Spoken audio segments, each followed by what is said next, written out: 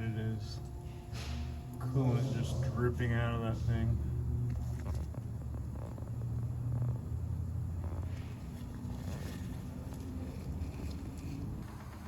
There's like actually coolant draining from the electrical plug here. 2003 Duramax. What is this? This is an old LB7. I haven't even seen one of these in a while.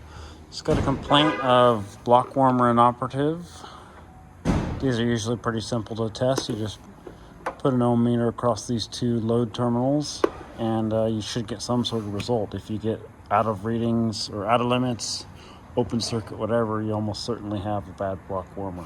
But these trucks actually had two options for the cord that could come with your block warmer, and one option, the cord will actually be open circuit above 0 degrees Fahrenheit, and the other option is just a cord that goes straight through.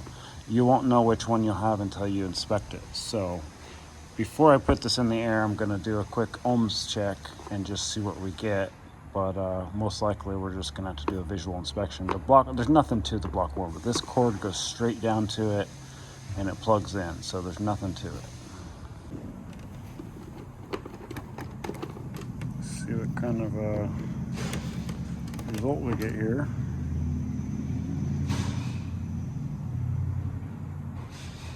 Basically almost 100,000 ohms. That's basically an open circuit, so we got something going on.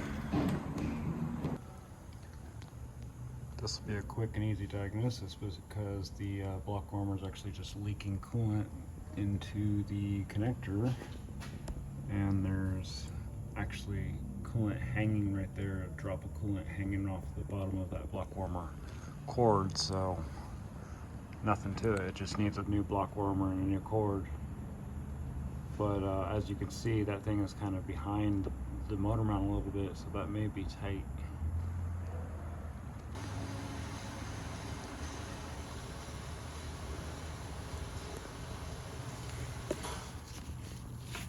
Sorry, this camera's from 1994, so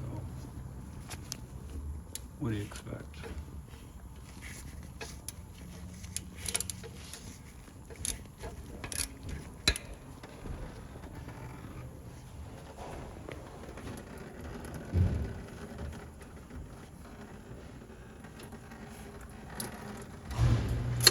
Yeah, it's gonna make a mess. Nice mess in my bowl. Yeah, got a little geyser going there. Let that drip until it's empty. And then I'll probably try and take that the rest of the way out. I may have to take that motor mount loose and lift up the engine to get enough clearance. We'll see. Yeah, well, it's just about done dripping.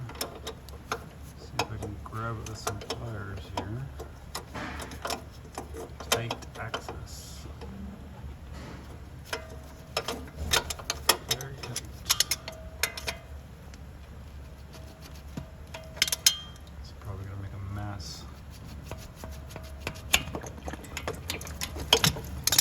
Okay, well, I'm going to let that drip some more. Try and retrieve it from the hole.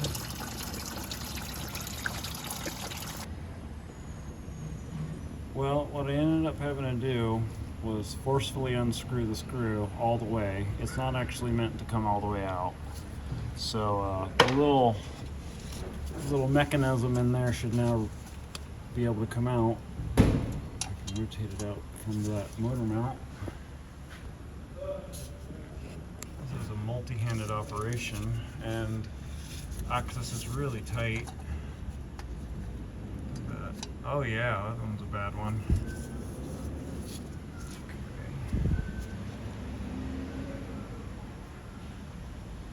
That's a bad one.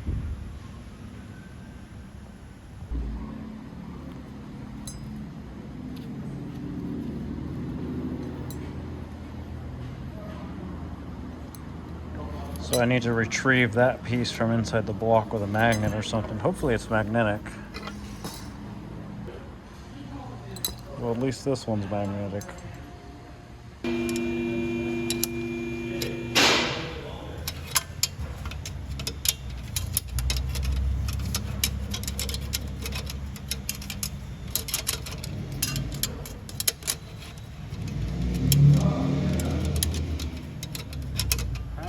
going just straight down.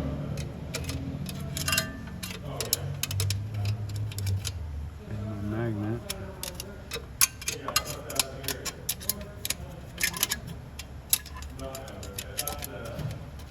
Where did it go?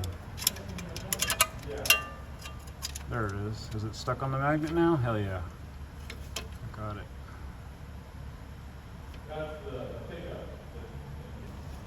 Show you what I can of cleaning up this hole with a little bit of emery paper. Very, very fine sandpaper. You don't want to use rough, coarse stuff. Not taking off metal, I'm just getting rid of that rust ridge. Make sure that the hole's nice and clean for my new seal. I don't want it to leak.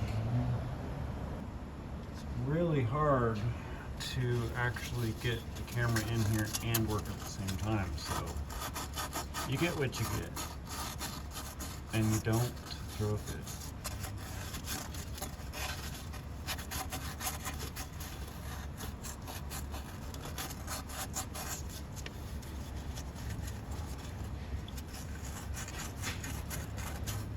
Just clean that up a little bit. Perfect. Yeah. Beautiful. Look at that. Can I zoom in on this side? Probably not. Looks a lot better than it did. Never mind all the dielectric grease that I put in there. The new one measures about 15 ohms. Okay, well, I've got the connector full of dielectric grease just to keep the coolant out of it and keep those pins clean. I've got the seal lubricated with dielectric grease.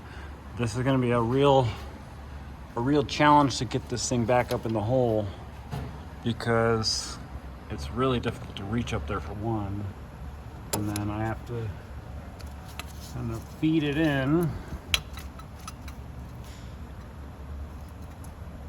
That. I don't know how much of this I can actually show you and work at the same time. You know, I'm trying to do this one-handed right now, so I'm feeding it in. I got to get these little tangs into the hole too, both of those.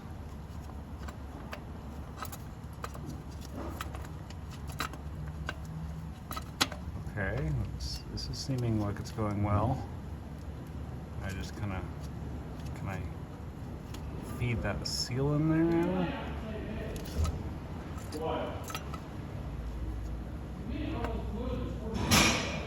Oh yeah, I think I almost got it. So it feels like it's in the hole now. Rotate it back into position where it was originally. And then I'll try and tighten that center bolt and suck it in so that it stays in there.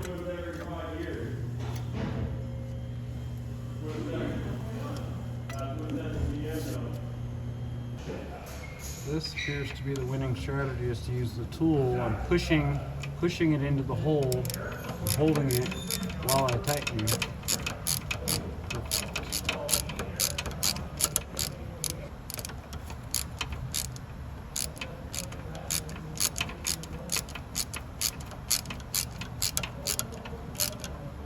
Don't want to go too tight, but that is a really small little bolt.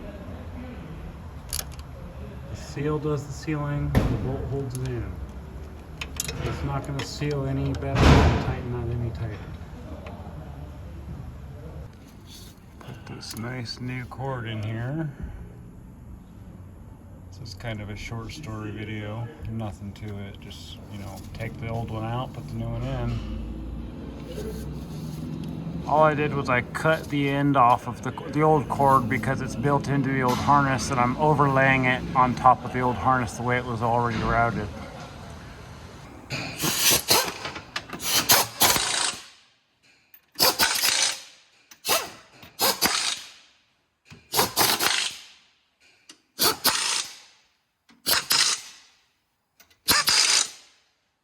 I didn't take these loose at all because they're bent. Okay, well, here's the two ends that I cut off so I could just run the new one along the old harness. I basically routed it right back where he had it. I think that's where they're used to using it, so I'm gonna put it like they had it. The only thing left to do is to plug it in. I don't have my tripod today, so how am I gonna do this? Do I put it in my mouth? Just,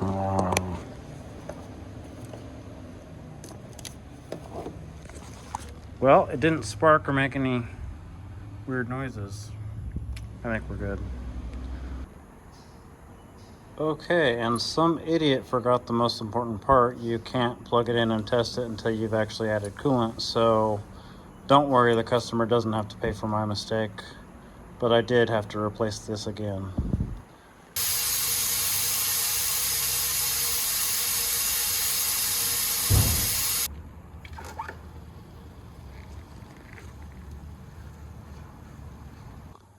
Yeah, that will probably work a little better. So here's the old one. Here's the first new one that I now get to keep as a souvenir. I'll put that on my shelf somewhere so you guys can see it in future videos or something. That's all I got. Thanks for watching.